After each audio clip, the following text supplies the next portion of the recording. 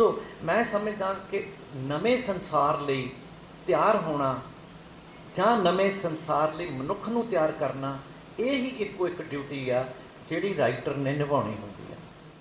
हुण असीं किसी ऐसी लैंगुएज की भाल हर वेले रहने आ जिहड़ी बाकी सारियां लैंगुएजिस नूं जोड़ देवे। और सिख समाज की खूबसूरती का सिर्फ इक्को ही पहलू आ, वो हैगा डाइवर्सिटी नूं, अदरनैस नूं रिस्पैक्ट देनी, उन्होंने अपने बराबर समझना, जां गुरु तेग बहादुर के लैवल पर जाके उहदे लई अपनी जान भी दे देनी। हौली हौली असीं उस दिशा 'च जा रहे हैं जिथों दुनिया के सारे दिमाग, कुदरत, पशु पंछी, पहाड़, मशीनां सब एक दूजे नाल जुड़ जाणगे और सारे एक दूजे के एक्सपीरियंस नूं अनुभव करनगे। और इस करके अज दे सिर्फ किसान नूं ही नहीं, अज दे दूसरे व्यक्ति नूं नहीं, अज दे टीचर नूं ही नहीं, अज दे साहित्यकार नूं नवीं चुनौतियां लई अपने आप नूं तैयार करन लई बहुत कुछ सोच विचार करने की जरूरत है। नॉलेज ने किवें पैदा होना, नॉलेज ने किवें सर्कुलेट होना, नॉलेज ने किवें डिसैमीनेट होना, नॉलेज ने किवें रिसीव होना, इस दा जिहड़ा टोटल एक्सपीरियंस आ, अगर संसार दे विच किसी कम्यूनिटी ने एक्सपीरियंस किया तो वह सिर्फ पंजाब की पंजाबी कम्यूनिटी। हुण तक जो चल रहा सी वो ये चल रहा सी कि एक विचार ने मल्टीपल फॉर्म्स किवें ग्रहण करनियां।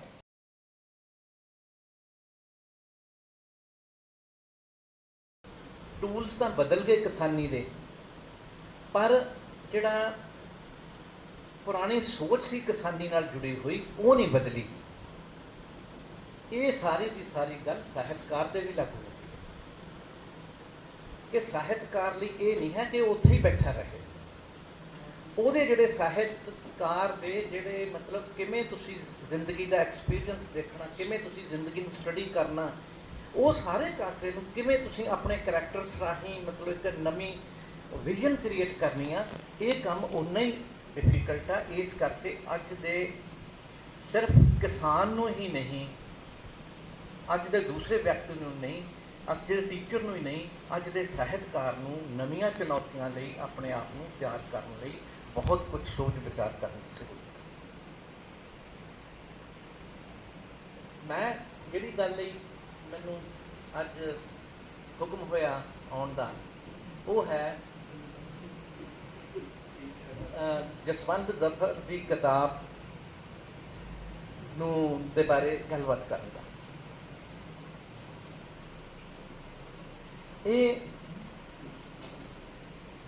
मैं अज सवेरे ही जफर नूं पुछया कि तू इस किताब दे विच कहना की चाहिया।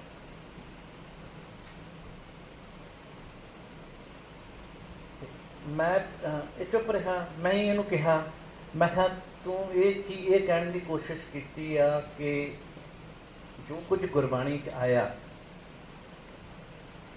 क्योंकि ये बहुत लोग ऑब्जैक्शन करते हैं कि इन्हें मतलब ये कहने की कोशिश की कि जो कुछ गुरु साहिबान ने कहा, जो कॉन्सैप्ट्स अगे लियाते ने वो ऑलरेडी भगत के जोड़े वो लिया चुके, उन्हों की बाणी के हाजिर से।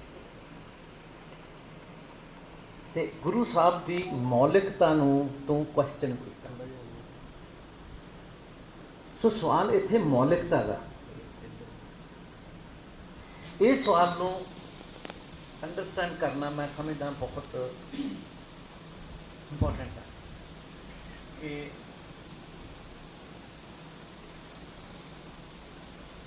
मैं मतलब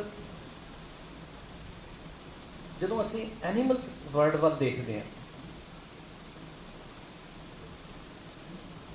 चलो मैं एक चीज़ की उदाहरण लेना, मच्छी वाल देखते हैं। किसी बड़े दरिया दे विच या किसी वड्डी वाटर बॉडी दे विच अनेकों किस्म दी मच्छियां होंदियां ने, तो उन्होंने जी फर्टिलाइजेशन वो एक्सटर्नल होंगी है, इंटरनल नहीं होंगी। इन द सेंस कि जिहड़ियां मच्छियां ने वो अंडे दे दिंदियां ने, फीमेल मच्छियां, मेल मच्छियां अपने स्पर्म्स भी रिलीज़ कर दिंदियां ने, दोनों पानी च रिलीज़ कर दिंदे ने दोनों चीज़ां। और सैंक अलग अलग किस्म दी मच्छियां इक्को वेले वो सारा कुछ फर्टिलाइजेशन हो रही होंगी है। पर कदे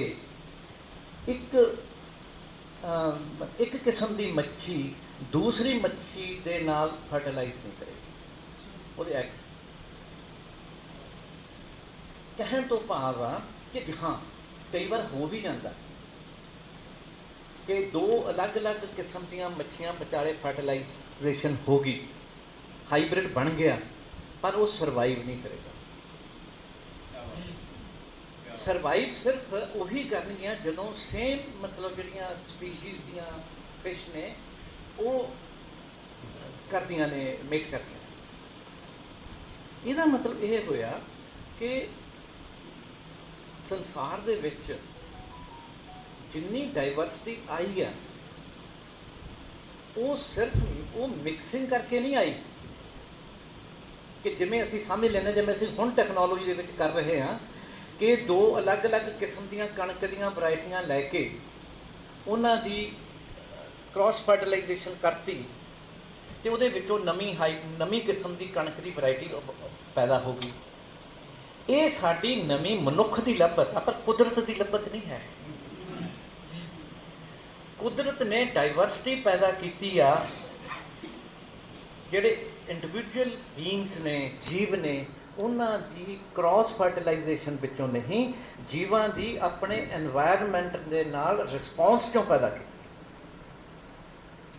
ਜਿੰਨੀ ਅਸੀਂ ਐਵੋਲਿਊਸ਼ਨ ਦੇਖਦੇ ਹਾਂ ਇਸ ਸੰਸਾਰ ਦੇ ਉੱਤੇ, ਇੱਕ ਸਿੰਗਲ ਸੈਲਡ ਜੀਵ ਤੋਂ ਲੈ ਕੇ ਮਨੁੱਖ ਤੱਕ ਜਿੰਨਾ ਵਿਕਾਸ ਹੋਇਆ, ਸਿਰਫ ਇਹੀ ਨਹੀਂ ਕਿ ਲਾਈਫ ਨੇ ਕਿਵੇਂ ਧਰਤੀ ਦੇ ਹਰ ਇੱਕ ਅਣੂ ਤੱਕ ਜੀਵਨ ਦੇ ਨਾਲ ਸਰਸ਼ਾਰ ਕਰ ਦਿੱਤਾ। ਸਾਰੀ ਜ਼ਿੰਦਗੀ, ਸਾਰੀ ਜਿਹੜੀ ਧਰਤੀ ਆ ਉਹਨੂੰ ਜ਼ਿੰਦਗੀ ਦੇ ਨਾਲ ਭਰਤਾ, ਜ਼ਿੰਦਗੀ ਦੇ ਨਾਲ ਭਰਪੂਰ ਕਰ ਦਿੱਤਾ।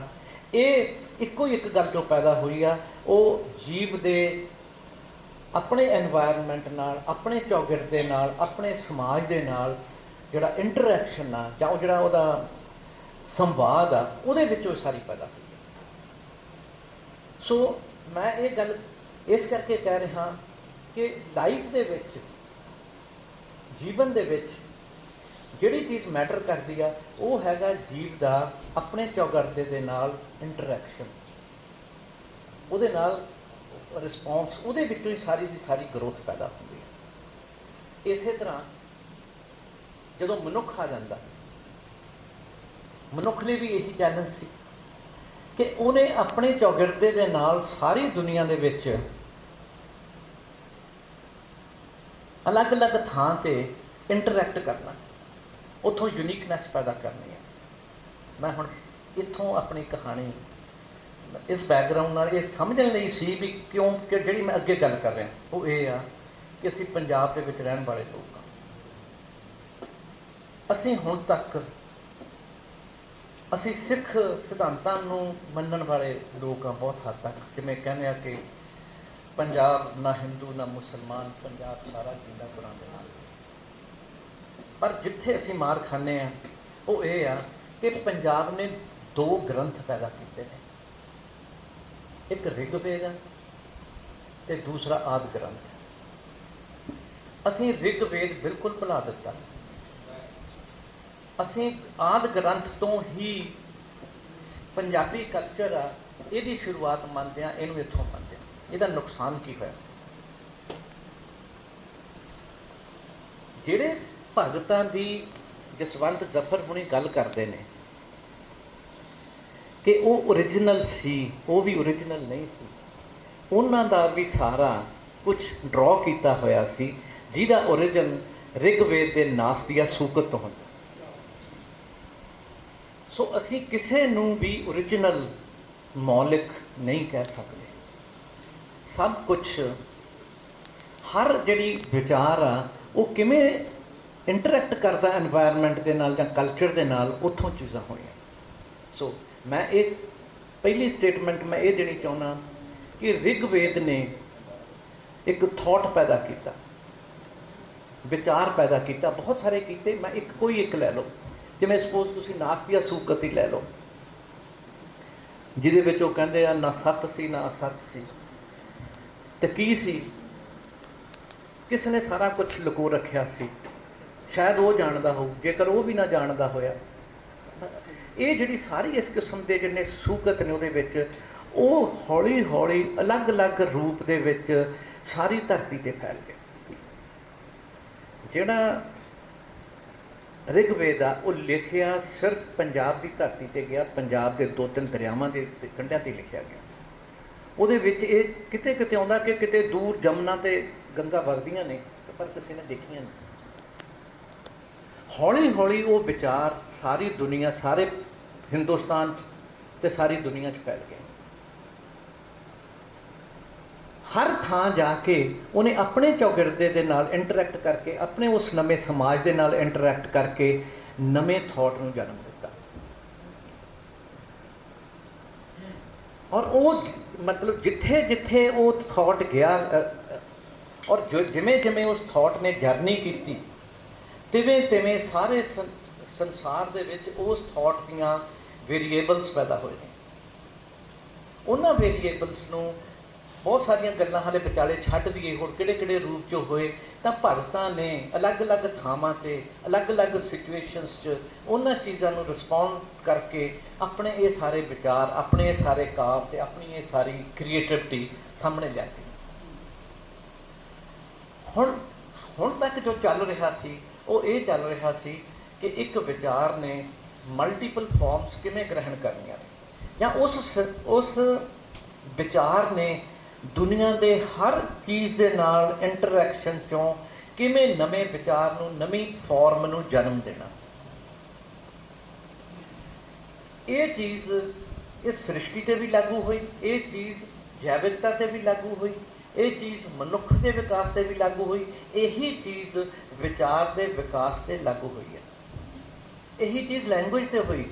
जो तुसीं कहने कि पहला एक लैंगुएज सी जिवें क्रिश्चियन उहदे विच आउंदा, हौली हौली बदल गईयां। हुण असीं किसी ऐसी लैंगुएज की भाल हर वेले रहने आ जिहड़ी बाकी सारियां लैंगुएजेस नूं जोड़ देवे। हुण की हुंदा जदों सारे संसार दे विचों जां सारे हिंदुस्तान दे विचों जिहड़े भगत ने वो आउंदे ने, वो अपना अपना मतलब रिस्पॉन्स कोड करते हैं, तां गुरु नानक सारे पासियां नूं, सारियां दिशावां दे विच जर्नी करते हैं, उदासियां करते हैं, तो वो हरेक दे नाल इंटरैक्ट करते हैं। उन्हां लई दो गल्लां हो सकदियां सी। नंबर एक कि हरेक तो लै लिया विचार तो उन्होंने अपने विचार दे विच ट्रांसलेट कर लिया, अपनी कुछ कर, पर नहीं, उन्होंने ये नहीं किया। उन्हें हर जिहड़ा विचार आ जिन्हों डिफरेंट ये जिहड़े भगत रिप्रजेंट करते हैं उन्होंने ऐ सच लिया के गुरु ग्रंथ साहब की तैयारी के लिए पेश किया। ये जिहड़ी डाइवर्सिटी नूं मेनटेन करना ये बहुत खूबसूरती है। और सिख समाज की खूबसूरती का सिर्फ एको ही पहलू आ, वो हैगा डाइवर्सिटी नूं, अदरनैस नूं रिस्पैक्ट देनी, उन्होंने अपने बराबर समझना, जां गुरु तेग बहादुर के लैवल पर जाके उहदे लई अपनी जान भी दे देनी। असीं सो इस करके मैं गल कहना कि आदि ग्रंथ जिथों हिंदुस्तान की कल्चर का ओरिजिन हुंदा और वो सारे हिंदुस्तान दे विच फैल के हर थां, हर धरती ते, हर कल्चर दे विच जाके एक नवी शेप लैंदा। वो जिहड़ी डाइवर्सिटी पैदा हो रही है, उस डाइवर्सिटी नूं संभालण दा काम ते उस डाइवर्सिटी दे विचाले डायलॉग राही नवीआं संभावनावां प्रगट करन दा काम जिहड़ा गुरु ग्रंथ साहब राही हुंदा, वो भी पंजाब दी धरती। सो ये जिहड़ा टोटल नॉलेज दा एक्सपीरियंस आ, नॉलेज ने किमें पैदा होना, नॉलेज ने किमें सर्कुलेट होना, नॉलेज ने किमें डिसैमिनेट होना, नॉलेज ने किमें रिसीव होना, इसका जो टोटल एक्सपीरियंस आ, अगर संसार दे विच किसी कम्यूनिटी ने एक्सपीरियंस किया तो वो सिर्फ पंजाब की पंजाबी कम्यूनिटी। सो असी जिहड़े अपने आप को राइटर्स कहने आ, असी उस ट्रडिशन दे अगे उन्होंने कंटिन्यू करने, अगे तुरन वाले लोग। सो मैं समझदा इस करके कि साडी जिहड़ी जिम्मेवारी आ वो बहुत ज़्यादा बढ़ जाती है। इस वेले सारी धरती, सारी संसार, हर पासे रौला पिया है कि ग्लोबलाइजेशन के नाल सब कुछ एक सारता पैदा हो रही है, सारा कुछ यूनीफॉर्म हो रहा, होमोजेनाइजेशन हो रही है। पर ਅਸੀਂ ਜਿਸ ਇਹ ਕੰਮ ਹੁਣੇ ਨਹੀਂ ਹੋਇਆ, ਇਹ ਗਲੋਬਲਾਈਜੇਸ਼ਨ ਹੁਣੇ ਨਹੀਂ ਹੋਈ, ਇਹੀ ਕੰਮ ਦੀ ਕੋਸ਼ਿਸ਼ ਕੀਤੀ ਸੀ ਔਰੰਗਜ਼ੇਬ ਨੇ, ਜਦੋਂ ਉਹਨੇ ਕਿਹਾ ਸੀ ਕਿ ਮੈਂ ਸਾਰੀ ਧਰਤੀ ਨੂੰ ਇੱਕੋ ਰੰਗ 'ਚ ਰੰਗ ਦਿਆਂਗਾ, ਸਭ ਨੂੰ ਇਸਲਾਮ ਧਾਰਨ ਕਰਵਾ ਦਿਆਂਗਾ, ਸਭ ਨੂੰ ਇੱਕੋ ਜਿਹਾ ਬਣਾ ਦਿਆਂਗਾ, ਇੱਕੋ ਹੀ ਪਰਮਾਤਮਾ ਤੇ ਇੱਕੋ ਹੀ ਮਨੁੱਖ। ਉਸ ਵੇਲੇ ਗੁਰੂ ਤੇਗ ਬਹਾਦਰ ਨੇ ਕਿਹਾ ਨਹੀਂ, ਹਰੇਕ ਡਿਫਰੈਂਟ ਆ, ਸਭ ਅਲੱਗ ਅਲੱਗ ਨੇ, ਅਦਰ ਨੇ ਸਾਰੇ। ਉਸ ਅਦਰ ਦੇ ਲਈ ਗੁਰੂ ਤੇਗ ਬਹਾਦਰ ਨੇ ਜਾਨ ਦਿੱਤੀ ਕਿ ਮੈਂ ਸਾਰੀ ਧਰਤੀ ਨੂੰ ਇੱਕ ਨਹੀਂ ਹੋਣ ਦੇਵਾਂਗਾ, ਮੈਂ ਏਕਤਾ 'ਚ ਨਹੀਂ ਲਿਆਵਾਂਗਾ, ਸਾਰੇ ਕੁਛ ਨੂੰ ਵਿਭਿੰਨਤਾ 'ਚ ਲਿਆਵਾਂਗਾ ਔਰ ਵਿਭਿੰਨਤਾ 'ਚ ਡਾਇਲਾਗ ਕ੍ਰੀਏਟ ਕਰਾਂਗਾ। ਸੋ ਇਹ ਜਿਹੜੀ ਗੱਲ ਆ, ਜਿਵੇਂ ਅਸੀਂ ਨੌਲੇਜ ਦੇ ਵਿੱਚ ਇਹ ਕੰਮ ਕੀਤਾ, ਇਸੇ ਤਰ੍ਹਾਂ ਇਸ ਵੇਲੇ ਦੁਨੀਆ ਜਿਸ ਪਾਸੇ ਤੁਰੀ ਹੋਈ ਆ, ਉਸ ਨੂੰ ਰਪਚਰ ਕਰਨ ਵਾਲਾ ਜਿਹੜਾ ਇੱਕੋ ਹੀ ਇੱਕ ਐਵੀਡੈਂਸ ਮਿਲਦਾ, ਇੱਕੋ ਇੱਕ ਸੈਕਰੀਫਾਈਸ ਮਿਲਦੀ ਆ, ਉਹ ਵੀ ਪੰਜਾਬ ਦੇ ਵਿੱਚ ਗੁਰੂ ਤੇਗ ਬਹਾਦਰ ਦੀ ਸੈਕਰੀਫਾਈਸ ਰਾਹੀਂ ਅਦਰ ਨੂੰ, ਦੂਸਰੇਪਣ ਨੂੰ, ਦੂਸਰੇ ਦੇ ਦੂਸਰੇਪਣ ਲਈ, ਦੂਸਰੇ ਦੇ ਵਿਪਰੀਤਪਣ ਲਈ ਆਪਣੀ ਜਾਨ ਦੇ ਕੇ ਉਹਨੂੰ ਮਤਲਬ ਉਹਨੂੰ ਅੱਗੇ ਲਿਆਉਣਾ, ਇਹ ਇੱਥੇ ਹੀ ਹੋਇਆ। ਸੋ ਮੈਂ ਇਹ ਗੱਲ ਸਮਝਦਾ ਕਿ ਇਹ ਨਹੀਂ ਸੋਚਿਆ ਜਾ ਸਕਦਾ ਕਿ ਸਾਰੇ ਜਿਹੜੇ ਹਿੰਦੁਸਤਾਨ ਦੇ ਵਿੱਚ ਪੈਦਾ ਹੋਏ ਸਿਧਾਂਤ ਨੇ, ਫਿਰਕੇ ਨੇ, ਤਬਕੇ ਨੇ, ਜੋ ਮਰਜ਼ੀ ਕਹੋ, ਉਹਨਾਂ ਨੂੰ ਅਸੀਂ ਸਿੱਖੀ ਨੇ ਇੱਕ ਥਾਂ 'ਤੇ ਲੈ ਆਂਦਾ। ਇਹੋ ਜਿਹਾ ਕੁਛ ਨਹੀਂ ਹੈ। ਸਿੱਖੀ ਨੇ ਤਾਂ ਸਭ ਨੂੰ ਪ੍ਰਫੁੱਲਤ ਹੋਣ ਲਈ, ਵਿਕਸਿਤ ਹੋਣ ਲਈ ਪਿੜ ਤਿਆਰ ਕੀਤਾ। ਸੇਮ ਚੀਜ਼ ਸਾਨੂੰ ਹੁਣ ਮੈਂ ਸਮਝਦਾ ਇਸ ਵੇਲੇ ਵੀ ਜ਼ਰੂਰਤ ਆ ਕਿ ਕੁਛ ਵੀ ਓਰੀਜਨਲ ਨਹੀਂ ਹੁੰਦਾ, ਸਭ ਕੁਛ ਅਸੀਂ ਇੱਕ ਦੂਸਰੇ ਦੇ ਨਾਲ ਨੈਟਵਰਕ ਦੇ ਵਿੱਚੋਂ ਸਿੱਖਦੇ ਹਾਂ। ਇਸ ਵੇਲੇ ਜਿਹੜਾ ਸੰਸਾਰ ਆ, ਜਿਸ ਡਾਇਰੈਕਸ਼ਨ 'ਚ ਚੱਲ ਰਿਹਾ, ਉੱਥੇ ਜਿਹੜਾ ਦਿਮਾਗ ਆ, ਹੁਣ ਮੇਰਾ ਇਕੱਲੇ ਦਾ ਦਿਮਾਗ ਆ, ਹੌਲੀ ਹੌਲੀ ਅਸੀਂ ਉਸ ਦਿਸ਼ਾ 'ਚ ਜਾ ਰਹੇ ਹਾਂ ਜਿੱਥੋਂ ਦੁਨੀਆ ਦੇ ਸਾਰੇ ਦਿਮਾਗ, ਕੁਦਰਤ, ਪਸ਼ੂ ਪੰਛੀ, ਪਹਾੜ, ਮਸ਼ੀਨਾਂ ਸਭ ਇੱਕ ਦੂਜੇ ਨਾਲ ਜੁੜ ਜਾਣਗੀਆਂ ਔਰ ਸਾਰੇ ਇੱਕ ਦੂਜੇ ਦੇ ਐਕਸਪੀਰੀਅੰਸ ਨੂੰ ਅਨੁਭਵ ਕਰਨਗੇ ਔਰ ਉਹਨੂੰ ਉਹਦੇ ਰਾਹੀਂ ਮਤਲਬ ਇੱਕ ਮਸ਼ੀਨ ਦਾ ਅਨੁਭਵ ਜਾਂ ਇੱਕ ਦਰਿਆ ਦਾ ਅਨੁਭਵ ਵੀ ਮੇਰੇ ਅਨੁਭਵ ਦੇ ਨਾਲ ਇੰਟਰੈਕਟ ਕਰ ਸਕੇਗਾ। ਸੋ ਇਹ ਗੱਲਾਂ ਉਹ ਨਹੀਂ ਹੈਗੀਆਂ ਜਿਹੜੀਆਂ ਹੋਣ ਜਾ ਰਹੀਆਂ ਨੇ, ਆਲਰੇਡੀ ਹੋ ਚੁੱਕੀਆਂ ਨੇ। ਮੈਂ ਸਿਰਫ ਉਹ ਗੱਲ ਕਰ ਰਿਹਾ। ਸੋ ਮੈਂ ਸਮਝਦਾ ਕਿ ਨਵੇਂ ਸੰਸਾਰ ਲਈ ਤਿਆਰ ਹੋਣਾ ਜਾਂ ਨਵੇਂ ਸੰਸਾਰ ਲਈ ਮਨੁੱਖ ਨੂੰ ਤਿਆਰ ਕਰਨਾ, ਇਹ ਹੀ ਇੱਕੋ ਇੱਕ ਡਿਊਟੀ ਆ ਜਿਹੜੀ ਰਾਈਟਰ ਨੇ ਨਿਭਾਉਣੀ ਹੁੰਦੀ ਆ। ਸੋ ਕਿਉਂਕਿ ਅਸੀਂ ਉਸ ਟ੍ਰੈਡੀਸ਼ਨ ਨੂੰ ਬਿਲੋਂਗ ਕਰਦੇ ਹਾਂ ਜਿੱਥੇ ਹਮੇਸ਼ਾ ਹੀ ਅਸੀਂ ਨੌਲੇਜ ਦੇ ਸੰਬੰਧ ਦੇ ਵਿੱਚ ਪਹਿਲ ਕੀਤੀ ਆ, ਤਾਂ ਪੰਜਾਬੀ ਰਾਈਟਰ ਦੀ ਜ਼ਿੰਮੇਵਾਰੀ ਇਸ ਵੇਲੇ ਦੁਨੀਆ ਦੇ ਦੂਸਰੇ ਸਾਰੇ ਰਾਈਟਰਸ ਨਾਲੋਂ ਜ਼ਿਆਦਾ ਵੱਡੀ ਬਣ ਜਾਂਦੀ, ਕਿਉਂਕਿ ਸਾਡੇ ਕੋਲ ਸਿਰਫ ਨਵੀਂ ਟੈਕਨੋਲੋਜੀ ਹੀ ਨਹੀਂ, ਸਾਡੇ ਕੋਲ ਸਾਡੀ ਜਿਹੜੀ ਟ੍ਰੈਡੀਸ਼ਨ ਆ ਉਹ ਵੀ ਉਨੀ ਸਟਰੋਂਗ ਪਈ ਹੋਈ ਹੈ। ਸੋ ਮੈਂ ਇਸ ਗੱਲ ਨੂੰ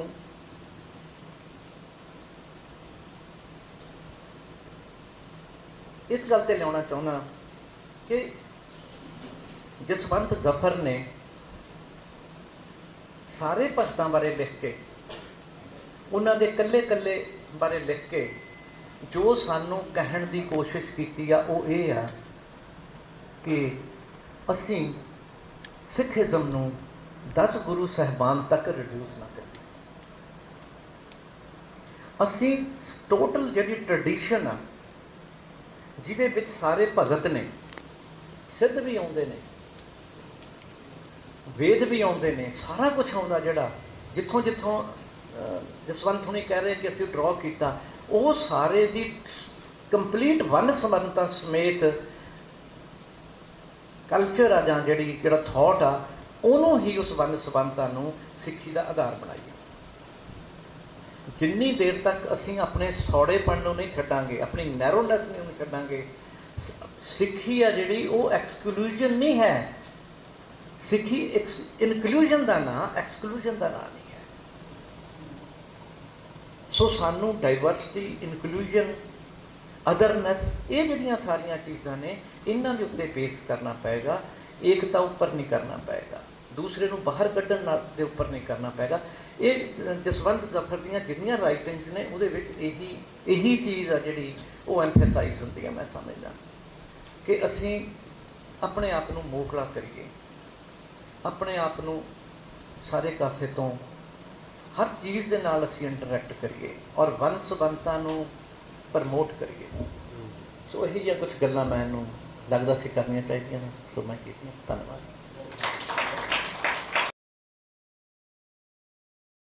मैं एक्सप्लेन किया तो सी, पर मैं शायद मैं घट उहदे वल ज़्यादा उन्होंने एक्सप्लेन नहीं किया होगा। मैं ये कहने की कोशिश कर रहा सी कि जिहड़ी दो चीज़ां ने, एक हैगी डाइवर्सिटी का वधना, दूसरा मतलब असीं जे डाइवर्सिटी, दूसरा ये नाल जुड़िया होया कि वो जिहड़ी डाइवर्सिटी आ उहनूं पैदा करना टोटल यूनीवर्स दे विच लाइफ राही, लाइफ है जिहड़ा वो किसी एक चीज़ की जां लाइफ की हर एनवायरनमेंट के नाल जिहड़ी रिस्पॉन्स आ जां इंटरैक्शन आ उहदे विचों डाइवर्सिटी पैदा होनी है। जे ये क्रॉस फर्टिलाइजेशन वाला कॉन्सैप्ट कुदरत इंट्रोड्यूस कर दिंदी तां ये गल पॉसीबल नहीं सी हो सकनी जो इस वेले हुई है। इन द सेंस कि ये इस करके पैदा हुई क्रॉस फर्टिलाइजेशन कि जदों एक एनीमल आ वो अलग अलग थां ते अलग अलग तरह, हुण जिवें फिश की मैं एग्जाम्पल लैनी है, थोड़ा जिहा कॉम्पलैक्स होंदा। एक पौंड भी जो असीं देखते हैं उस पौंड दे विच अलग अलग लैवल के उत्ते अलग अलग फिश ने जिहड़ियां वो रहिंदियां ने और उन्हां दियां अलग अलग स्पीशीज़ ने। इक्को ही पौंड दे विच इक्को ही रहिंदियां ने, उहदे विच मेल भी हुंदियां ने फीमेल भी हुंदियां ने, पर वो एक दूसरे नाल इंटरैक्ट नहीं करदियां। जे वो करन लग जाण फिर तां वो जिहड़ा पौंड आ उहदे विचों सारियां एक दूसरे नाल लड़ के मर जाणगीਆਂ। वो सेम लेयर नूं दे विचों फूड ड्रॉ करनगीਆਂ। हुण वो की आ कि जिहड़ी जे 3-4 लेयर्स ने उन्हां दे विचों जिहड़ी फिश की स्पीशीज़ ने, जिहड़े मच्छियां पालदे ने इहनूं बहुत चंगी तरह समझ सकते हैं, उस लेयर दे विच जिहड़ी स्पीशी होएगी वो उत्थों ही फूड लएगी, दूसरी अपने तो लएगी, तीसरी अपने तो लएगी। 5-6 मच्छियां आपां पालदे हैं, वो तां ही पॉसीबल है जे उन्हां ते क्रॉस ब्रीडिंग शुरू हो जाए, फिर तां वो जिहड़ी वो डिवीजन ऑफ लेबर आ वो खत्म हो जाएगी, जां वो डिवीजन आ जिहड़ी फूड की वो नहीं होएगी। मीनस वो उन्ने लैवल पे मच्छियां एग्जिस्ट ही नहीं कर पाउणगीਆਂ। सो गल कहण दा मतलब ये सीगा कि सारी दी सारी जिहड़ी फोर्स लगी हुई सी नेचर की वो इस वल सी कि लाइफ नूं, जीवन नूं दुनिया के जर्रे जर्रे तक पहुँचाया जाए। वो तां ही पॉसीबल सी जे लाइफ का जिहड़ा इंटरैक्शन आ, लाइफ की जिहड़ी ग्रोथ आ वो एनवायरनमेंट के नाल इंटरैक्शन चो होवे, आपस में इंटरैक्शन चो ना हो डिफरेंट स्पीसीज़ दे। सो इसे करके दुनिया दे विच कोई ऐसा एनीमल नहीं है जिहड़ा दूसरी स्पीशीज़ के नाल मेट करता होवे। ये चीज़ है जिहड़ी इहने जिहड़ी डाइवर्सिटी आ वो जियोग्राफिकल डाइवर्सिटी पैदा की है। हुण जदों असीं आउणे आ इस टाइम दे विच जदों असीं एग्रीकल्चर दे विच हाईब्रिड्स पैदा करते हैं, नवीं चीज़ां पैदा करते हैं, वो एक कंट्रोल्ड जिहड़ा एनवायरनमेंट आ उहदे विच असीं तैयार करते हैं ते उहदे जिहड़े परपसेस ने वो होर ने। उहदे परपसेस साडे कंज्यूमरिज्म नाल, साडी प्रोडक्शन दे नाल, कैपिटलिज्म दे नाल जुड़े हुए हैगे ने। सो ये जिहड़ा कैपिटलिज्म आ उहने आके इहनूं किवें ट्रांसफॉर्म कर दिता नेचर दे इस टोटल बिहेवियर नूं, ये समझण दी मतलब मैं कोशिश कर रहा सी।